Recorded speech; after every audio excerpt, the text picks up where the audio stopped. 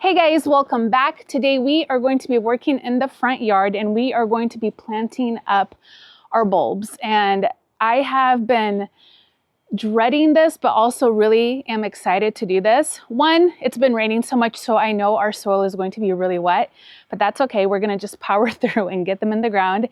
But two, I always kick myself for not planting enough bulbs in the fall time. I don't know if you're the same way, because planting bulbs is one of those chores that I would love to meet a gardener that loves to do it. I haven't met one yet, but if you are one of them, then I applaud you, because it's like one of my least favorite things to do. But we are going to be using a bulb drill, so that will make it go by a lot faster, which is nice. But what I want to accomplish is to be able to start having more spring flowers in our garden. We ordered quite a bit of bulbs, or I ordered quite a bit of bulbs, so I think we'll have some left over that we can plant in the back. You know, when you're ordering bulbs, you get kind of excited and you kind of get click heavy, or at least I do. And then by the time you check out, you're like, okay. And then the order comes in and you're like, what did I order all of these? I don't know. So anyways, I felt like I ordered a lot, and I wasn't planning on ordering a lot this year just because we are still refining some things in our garden. But we're at that stage where I feel like it's okay if I plant bulbs, because the ones we're going to be planting are going to naturalize nicely. And I don't know, I don't see myself moving them, at least in the front. We will be planting around them because we've talked about redoing some things in the front yard next year. So anyways, so let me show you the bulbs that we're going to be planting today. I'll go down the list. And then I also want to get our geraniums potted up, because I'm going to try to overwinter them. I've never done it before, but some of you guys gave me some guidance and I researched, and I feel good about what I need to do. It's super simple. I was totally overthinking it. So I want to get that done as well. Also, I want to plant bulbs in our planting strip where we have the grass, which when I told Serg, I'm like, hey buddy, do you mind if I plant bulbs in your grass? Are you going to be okay with that? And he was like, yeah, go for it. We're going to rip out that grass anyway, so just go for it. And I was like, yes, I have always wanted to plant bulbs in a grass. I've seen so many beautiful pictures and like meadows of bulbs and grass. It's really popular in the Netherlands.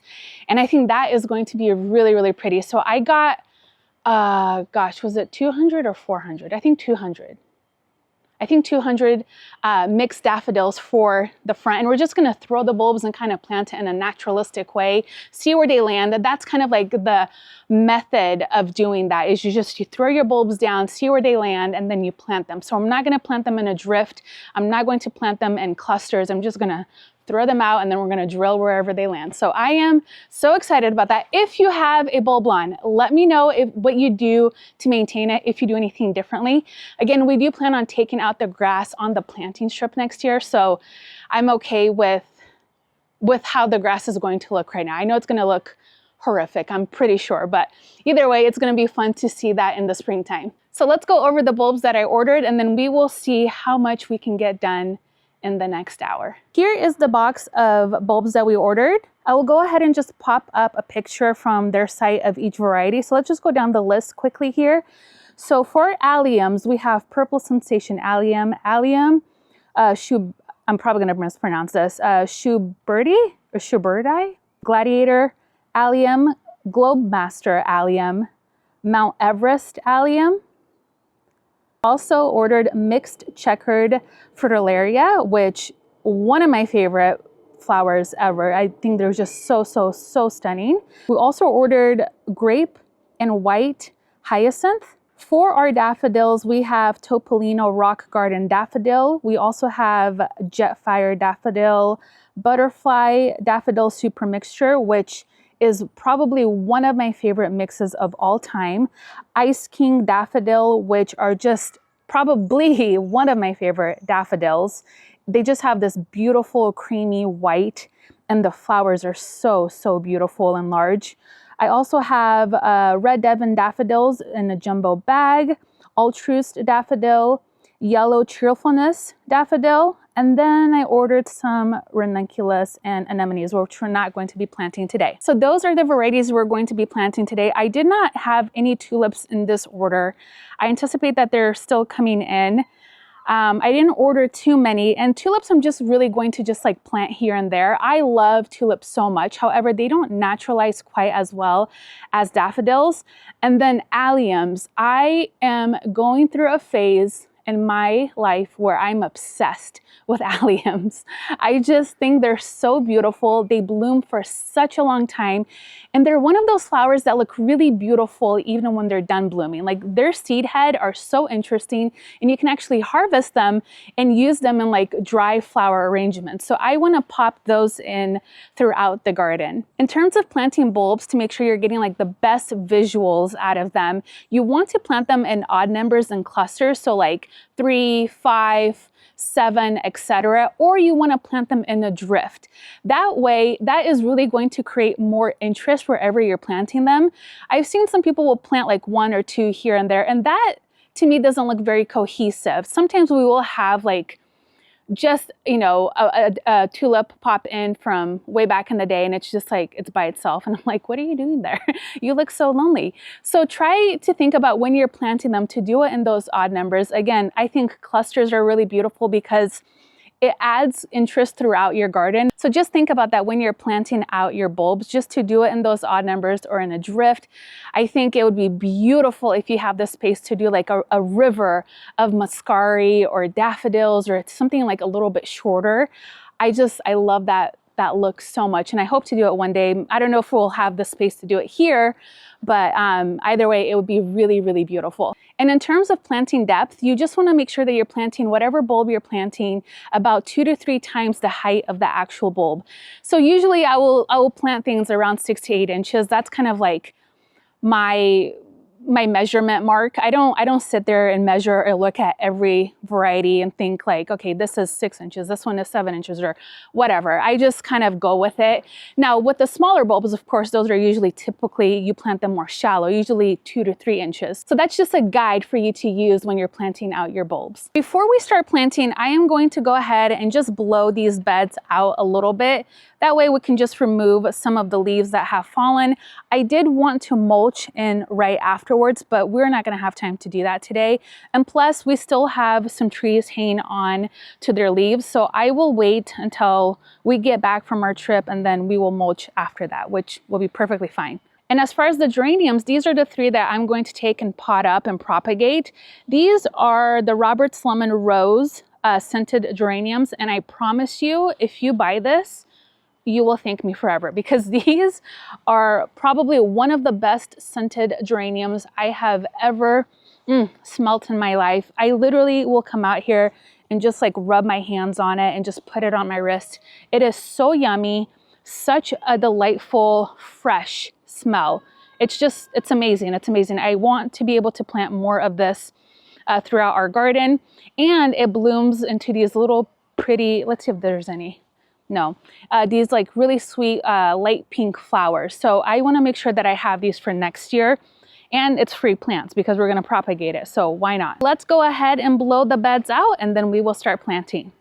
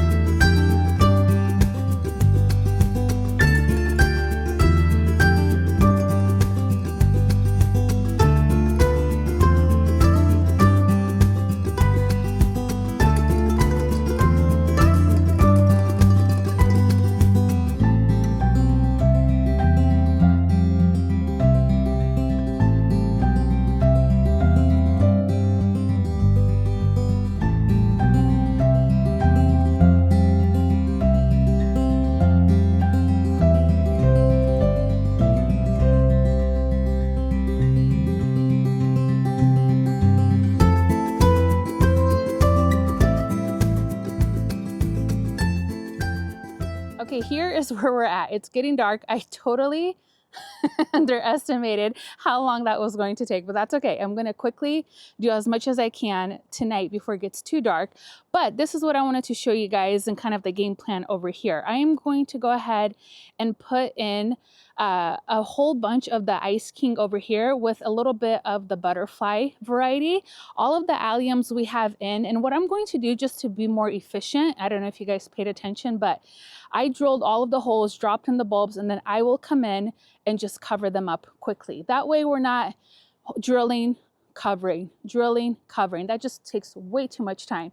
So I will go ahead and continue that drift of the different varieties that we have over here, and I'm planting them in clusters. That way we're gonna just have like little pops of color everywhere, with the exception under the maple. We're just gonna mass plant a bunch of daffodils over here. So this was my first time planting in the lawn like this, and I will tell you, that was actually a lot more challenging than I anticipated. Not hard, but when you have the grass to go through, it seems like the auger kind of catches on the grass. So if your grass is short and you're trying to do this, I think that's a great time to do it when it's short. Ours is well, it's still pretty short, but even if it was like a little bit shorter, it might be better. And if the grass was drier, I think it would be way different and way faster. If you are using an auger, please be careful, because sometimes if it catches a root, it can twist your wrist a little bit, like kind of give it a little kick. So be mindful of that. But I'll tell you what, I could not do this project without my power planter. Like, what a lifesaver. In the lawn, I'm also following the same procedure and just drilling all of the holes and dropping the bulbs in. So this whole idea about tossing the bulbs and see where they land, and then that's where you're going to plant them, that is really fun to me. But also a little bit of my OCD came out, and I'm sure you guys were like, she's not gonna like this. And a little bit of my OCD came out, and I was like, well, I don't like where you fell, so I'm just gonna tuck you in over there a little bit. But I do think it's going to be kind of fun to see like how it just grows naturally.